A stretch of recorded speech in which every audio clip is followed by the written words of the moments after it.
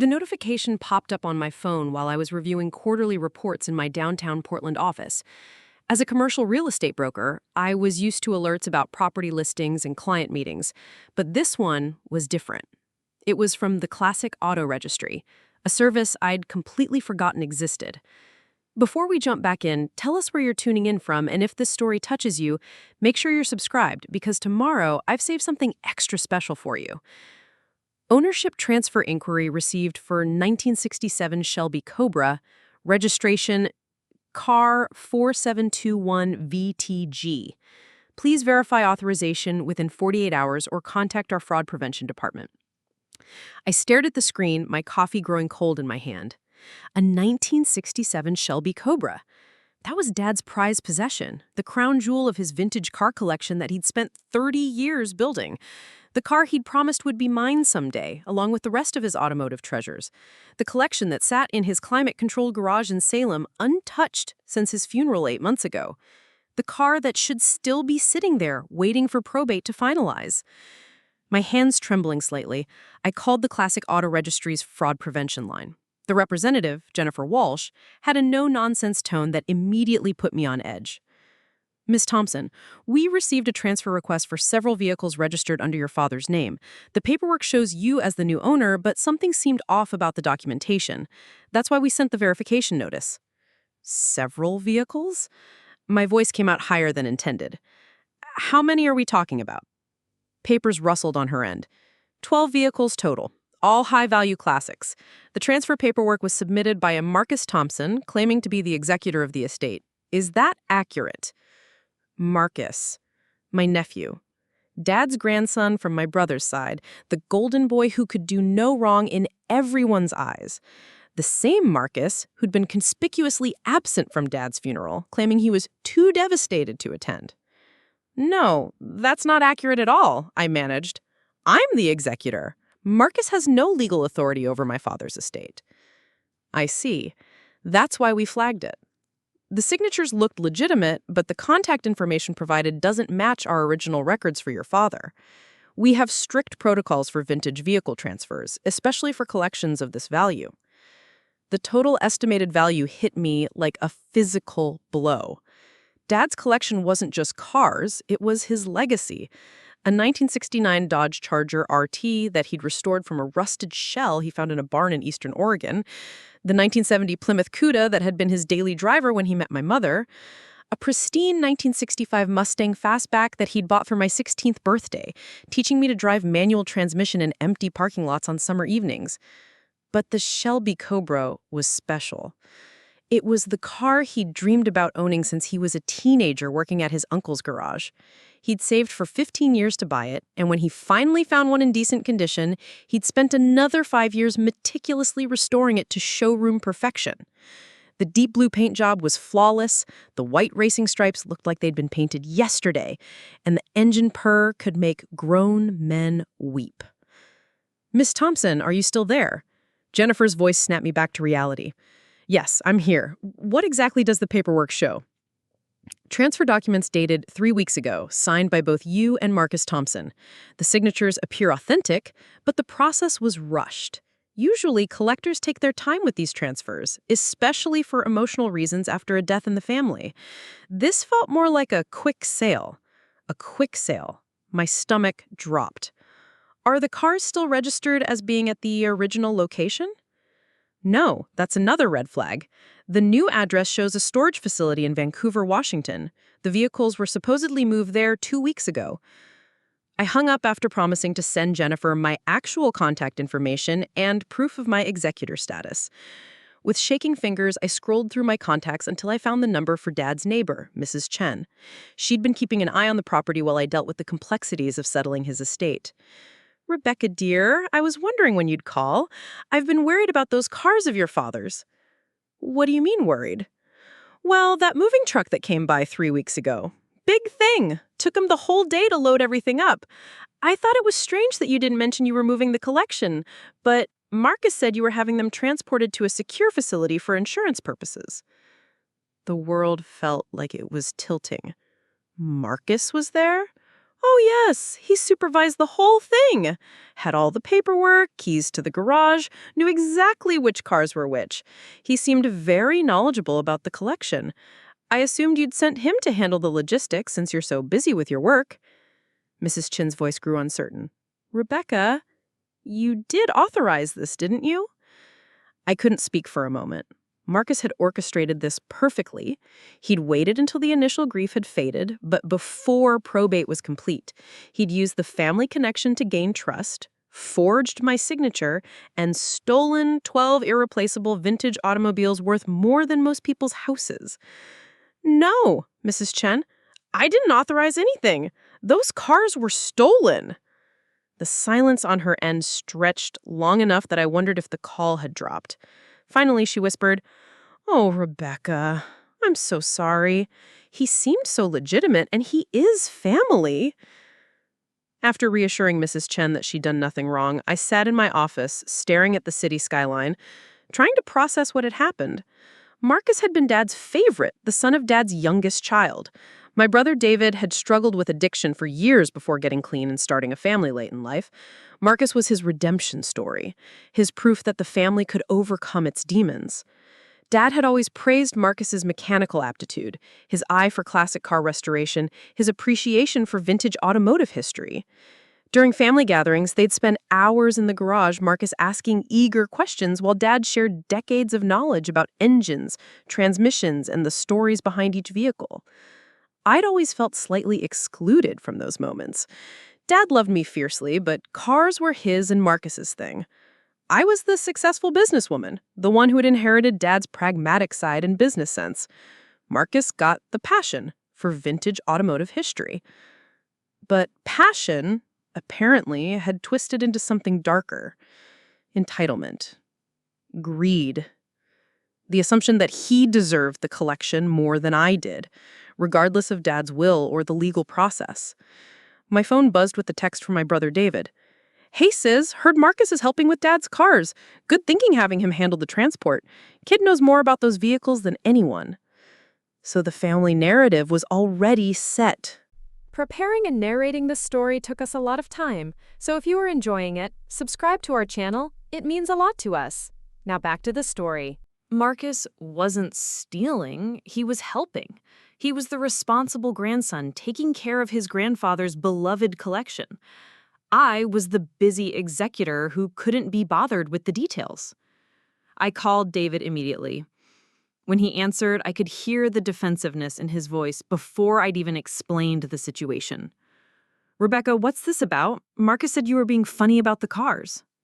"Funny how? By expecting him to follow the law?" "Come on, don't be dramatic. The kid loves those cars like Dad did. You've got your business, your condo, your investments. Marcus doesn't have much, and he's the one who really understands what that collection means."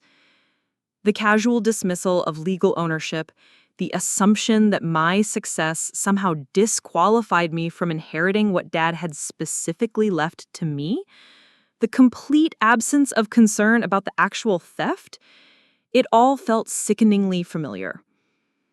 David, he forged my signature and stole 12 vintage cars. That's grand theft auto, multiple counts.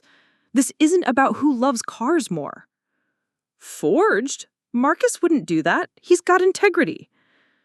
The classic auto registry flagged the paperwork as suspicious. The signatures were fake, and he had no legal authority to move anything. The silence stretched uncomfortably before David's voice returned, smaller now. "Are you sure? Maybe there was just some miscommunication." "I'm driving to Salem tonight to see Dad's garage. If it's empty, I'm calling the police tomorrow morning." "Rebecca, wait, let's talk to Marcus first. Maybe we can work something out as a family. You don't need to involve law enforcement." But I was already grabbing my keys, my mind made up. The 2-hour drive to Salem would give me time to think, to plan, to prepare for what I might find in Dad's empty garage, and to decide whether I was strong enough to choose justice over the comfortable fiction that family members don't steal from each other, even when all the evidence says otherwise. The garage door opened with the same mechanical groan it had made for 20 years. but the sound echoed differently in the empty space. Dad's workshop, which had always hummed with the presence of 12 magnificent machines, now felt like a tomb. Oil stains on the concrete floor marked where each car had sat.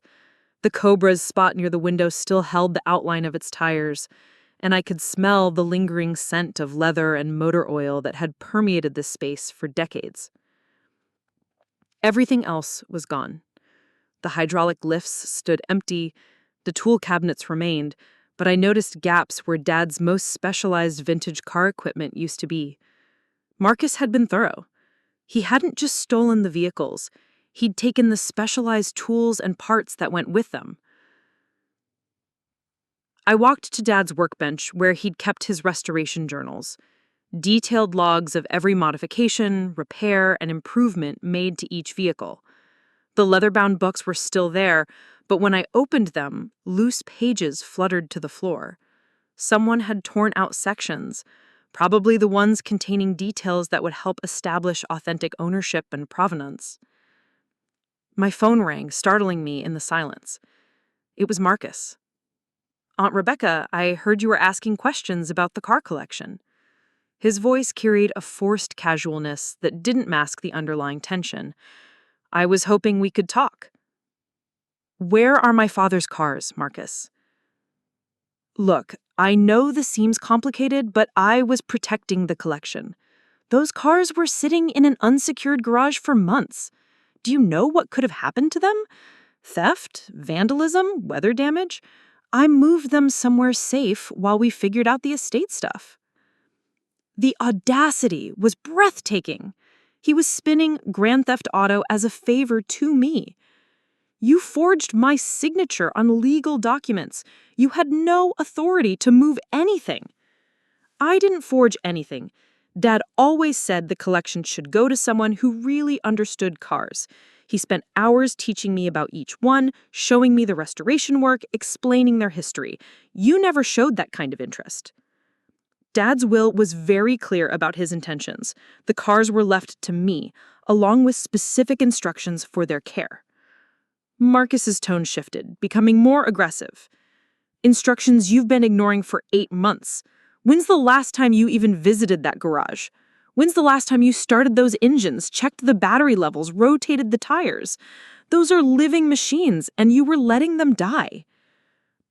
Part of me flinched because he wasn't entirely wrong. I had been overwhelmed with estate proceedings, my business, the emotional weight of losing Dad. The cars had felt too painful to deal with immediately. But that didn't give Marcus the right to steal them. "Where are they, Marcus?" "Somewhere they're being properly maintained by people who understand their value." "Are you selling them?" The pause was too long. "I'm preserving them." "That's not what the classic auto registry thinks. They flagged your paperwork as suspicious because it looked like a rushed sale, not a preservation transfer." "Those bureaucrats don't understand collector culture. Sometimes you have to move quickly to protect valuable assets." I hung up and immediately called Detective Ray Foster at the Salem Police Department. I'd met Ray through Dad, who'd helped him restore a 1968 Camaro several years back. If anyone would understand the significance of this theft, it would be Ray. "Rebecca, I'm sorry for your loss. Your dad was a good man and a hell of a mechanic. What can I do for you?" I explained the situation, the forged paperwork, the empty garage, Marcus's admission that he'd moved the cars without permission. Ray listened without interruption, occasionally asking for specific details about the vehicles and their estimated values. "This is definitely Grand Theft Auto, multiple counts. The total value puts it in felony territory with serious prison time potential. But I need to ask, are you absolutely certain you want to pursue criminal charges? This is your nephew we're talking about."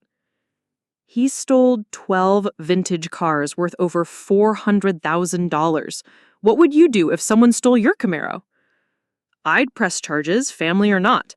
But I wanted to make sure you understood the implications. Once we start this process, there's no going back. Your family relationships will be permanently damaged." "Ray, they're already damaged.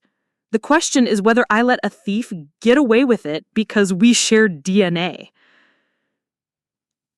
2 hours later, I sat in an interview room at the Salem Police Department, providing a detailed statement about the theft. Detective Foster had brought in Detective Maria Santos from the Specialized Fraud Unit, and together they documented every aspect of the case. The evidence was overwhelming. The forged signatures on the classic auto registry transfer documents, Mrs. Chen's witness testimony about the moving truck, the gaps in Dad's restoration journals where pages had been torn out, Marcus's own admission during our phone call that he'd moved the vehicles without permission. We'll need to locate where the vehicles are currently stored, Detective Santos explained. The storage facility in Vancouver is likely just a temporary stop. If he's planning to sell them, he'll want to move them again quickly. Detective Foster leaned forward. Rebecca, I need you to understand something. When we arrest Marcus, this is going to explode across your entire family. Everyone will have an opinion about what you should have done. Some will support you, but others will see you as the person who destroyed family unity over material possessions. These aren't just material possessions. They're Dad's life work. Every car has a story, represents years of his labor and love. Marcus stealing them is like stealing Dad's legacy. I agree completely, but not everyone will see it that way. The next morning, Detective Foster called with an update. They'd traced the storage facility in Vancouver and discovered it was registered under a false name that Marcus had used. Security cameras showed him moving the vehicles in the middle of the night, suggesting he knew he was committing a crime. More disturbing, they'd found evidence that Marcus had already begun the process of selling some of the cars. The Dodge Charger and Plymouth Cuda had been listed on specialized classic car auction sites with altered VIN numbers and falsified documentation. We're coordinating with Vancouver police to execute a search warrant this afternoon, Detective Foster told me. If the cars are there, we'll recover them. If they've been moved again, we'll track down where they went. I called in sick to work and drove north to Vancouver. I wasn't allowed to participate in the search, but I wanted to be nearby when they found Dad's collection.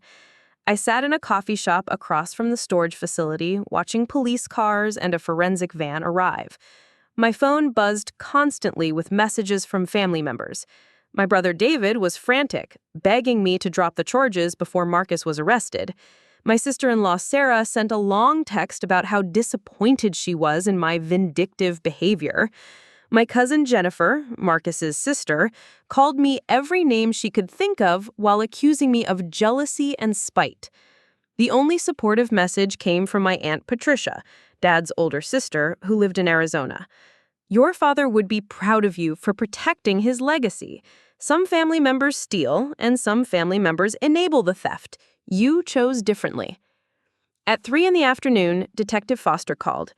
We found 10 of the 12 cars. They're in good condition, though it's clear they've been moved multiple times recently. The Shelby Cobra and the 1965 Mustang aren't here. My heart sank. The two most valuable and emotionally significant cars were still missing. Where are they? We're checking auction records and private sale sites. Marcus may have already moved them to buyers. We've arrested him at the storage facility. He initially denied everything, but when confronted with the security footage, he admitted to taking the cars. What was his justification? Same thing you've heard. He claimed he was protecting them, that he deserved them more than you did, that your father would have wanted him to have them. Classic entitlement mentality. That evening, I stood in Dad's garage as a transport truck carefully unloaded 10 of his precious automobiles. Each car looked exactly as it had months ago, but something felt different. The violation of trust had changed everything. These weren't just my inheritance anymore. They were evidence in a criminal case, symbols of family betrayal, reminders that people I'd trusted had committed felonies against me. The Plymouth Cuda's engine turned over on the first try, the deep rumble filling the garage exactly as it had when Dad was alive. But instead of bringing comfort, the sound made me cry. Not gentle tears, but harsh sobs that shook my entire body. I grieved not just for the missing Cobra and Mustang, but for the family I'd thought I had, for the nephew I'd believed was honorable, for the simple trust that someone with my last name wouldn't steal from me and call it love. Detective Foster appeared in the garage doorway, his expression grim. "Rebecca, we found the Cobra and Mustang, but there's a complication." The complication was that Marcus had sold both the Shelby Cobra and the 1965 Mustang to private collectors in California before the police could intervene. The buyers, according to Detective Foster, appeared to be legitimate enthusiasts who had no knowledge they were purchasing stolen vehicles. They'd paid market value and had proper bills of sale, albeit with fraudulent documentation. "We're coordinating with Vancouver PD to execute a search warrant this afternoon," Detective Foster told me. "If the cars are there, we'll recover them. If they've been moved again, we'll track down where they went." The irony wasn't lost on me that the two cars with the deepest emotional significance were the two still missing. The Cobra represented Dad's ultimate dream achievement, while the Mustang held memories of our driving lessons, weekend car shows, and quiet conversations about life while polishing chrome bumpers. Marcus's arraignment was scheduled for the following Tuesday. I debated whether to attend, ultimately deciding I needed to see him face the consequences of his choices. The courtroom was smaller than I'd expected, with Marcus sitting beside a public defender who looked barely old enough to practice law. When they read the charges, Marcus kept his eyes forward, but I could see his hands shaking. Grand theft auto, forgery, identity theft, and fraud. The prosecutor, a sharp woman named Catherine Wells, laid out the case methodically. The evidence was overwhelming, the financial impact significant, the breach of family trust profound. Marcus's attorney argued for leniency, citing his clean criminal record and the emotional trauma of his grandfather's death.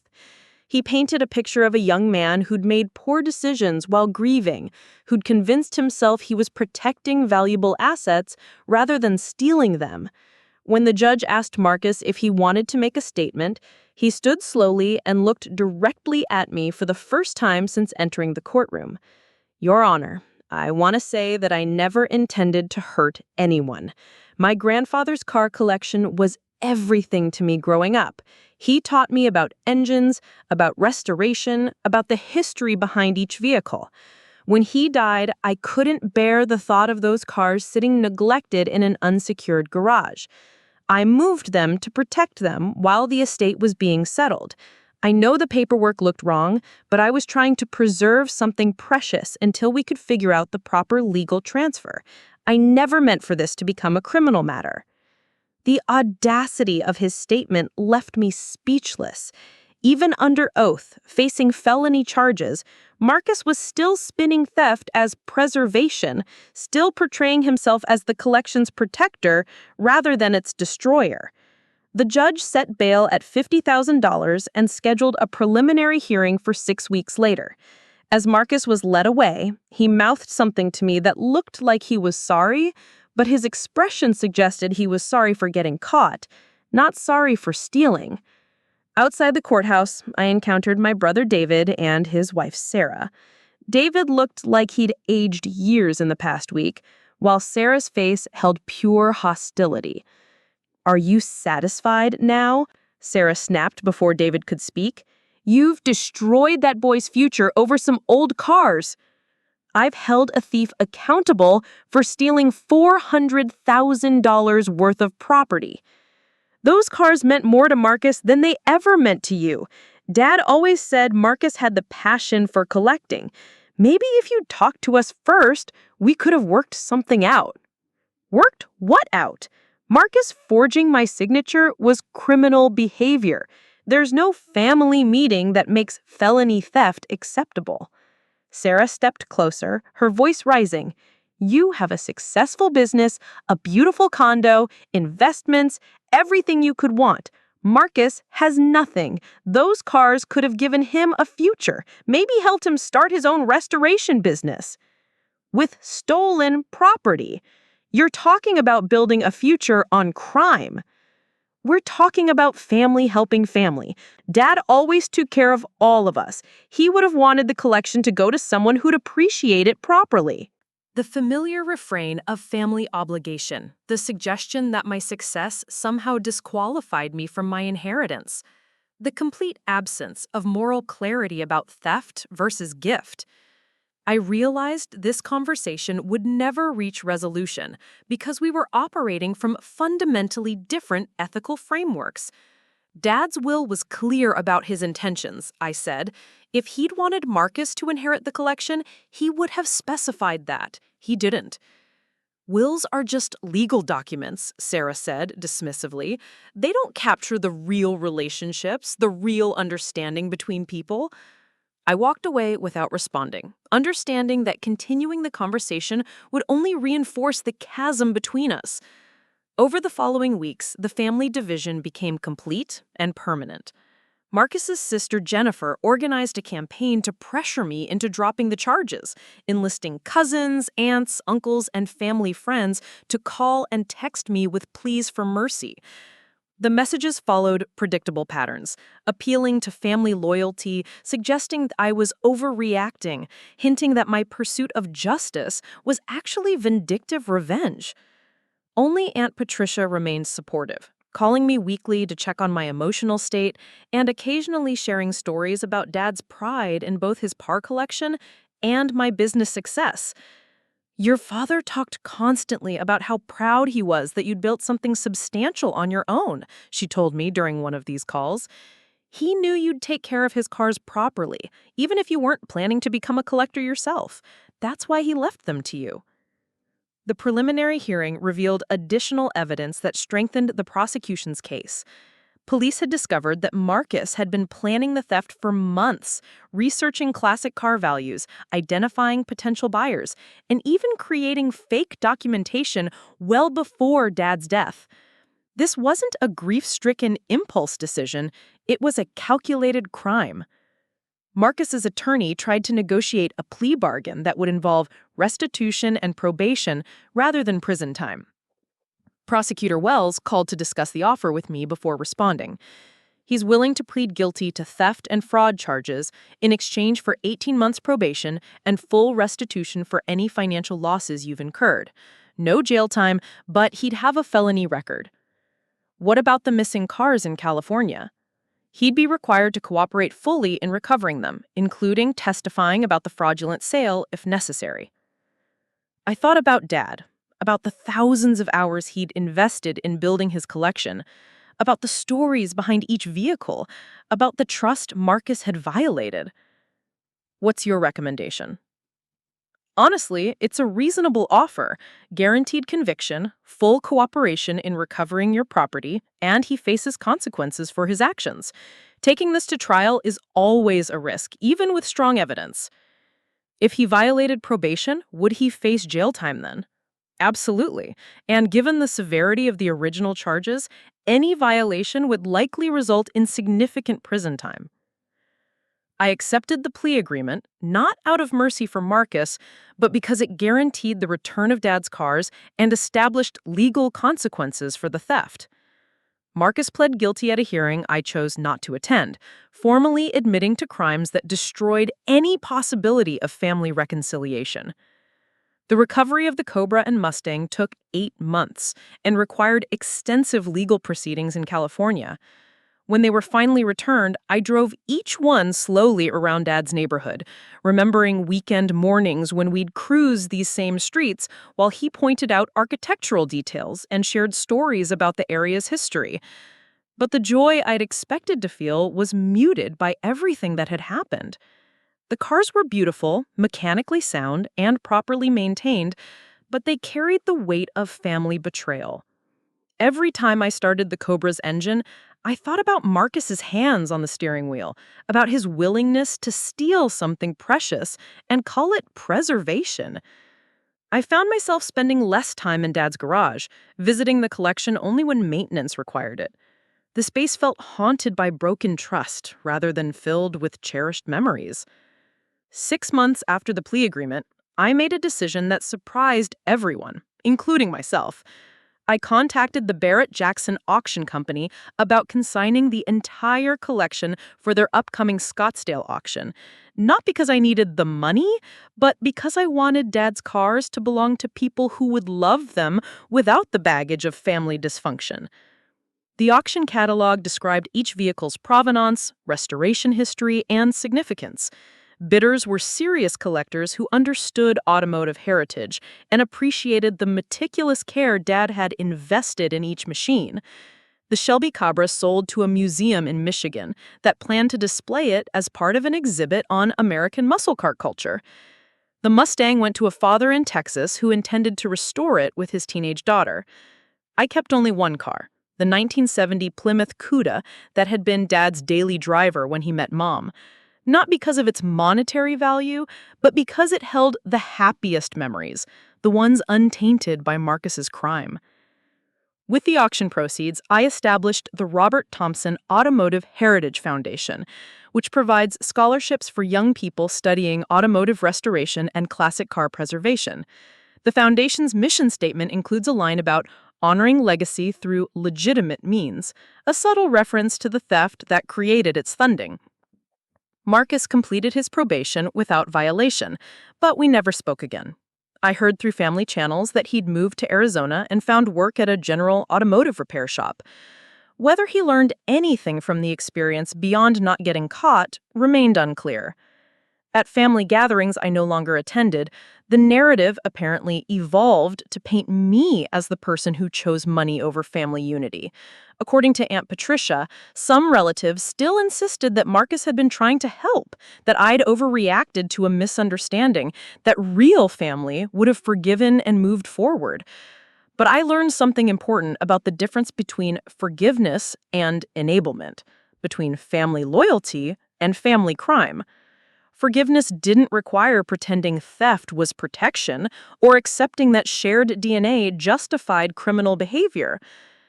On the anniversary of Dad's death, I drove the Cuda to his gravesite and sat in the parking lot with the engine running, listening to the rumble he'd loved so much. I thought about legacy, about trust, about the difference between inheriting objects and inheriting values. Dad had taught me more than automotive appreciation. He'd shown me the importance of integrity, of working hard for what you wanted, of treating other people's property with respect. Marcus had learned about engines and restoration techniques, but he'd missed the deeper lessons about character and ethics. I chose to honor Dad's real legacy, not just his car collection.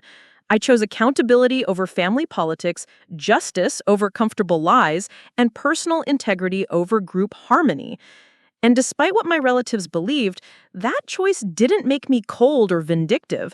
It made me free from the obligation to enable criminals just because we shared a last name. 2 years later, I received an unexpected letter from the Museum of American Automotive Heritage in Michigan.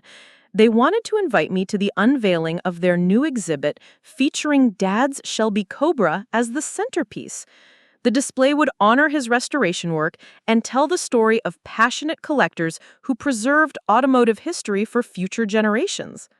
Standing in the museum that autumn afternoon, watching families admire the gleaming blue Cobra behind protective glass, I felt something I hadn't experienced since Dad's death: peace. The car looked magnificent under the professional lighting, every detail of Dad's meticulous restoration work visible to visitors who genuinely appreciated his craftsmanship. A young girl, maybe 10 years old, pressed her nose against the glass and asked her grandfather about the white racing stripes. He explained how original Shelby Cobras were designed for racing, how each one was hand-built, how rare and special they were. The girl listened with the same wide-eyed fascination I'd seen in Marcus years ago. But this child was learning appreciation through proper channels, through museum education and family storytelling, not through theft and entitlement. The museum director, Dr. Elizabeth Harper, found me near the exhibit and thanked me again for the donation. Your father's work will inspire automotive enthusiasts for decades to come. The craftsmanship in this restoration is absolutely exceptional. He would have loved knowing the car ended up somewhere people could appreciate it properly. Education was always important to him. Walking through the museum's other exhibits, I thought about the difference between preservation and possession. Marcus had claimed he was protecting Dad's collection, but protection motivated by love looks completely different from protection motivated by greed. Real preservation means ensuring something valuable survives for others to appreciate, not hoarding it for personal benefit. My phone buzzed with a text from my Aunt Patricia. The Robert Thompson Automotive Heritage Foundation had just awarded its 15th scholarship to a young woman studying automotive engineering in Detroit. Each scholarship recipient sent thank you letters describing their career goals and passion for classic car restoration, proving that Dad's legacy was creating new generations of skilled craftspeople. These young people were earning their education through merit and dedication, exactly as Dad would have wanted. They understood that expertise and opportunity came through honest work, not criminal shortcuts. The drive home took me past the cemetery where Dad was buried. On impulse, I stopped.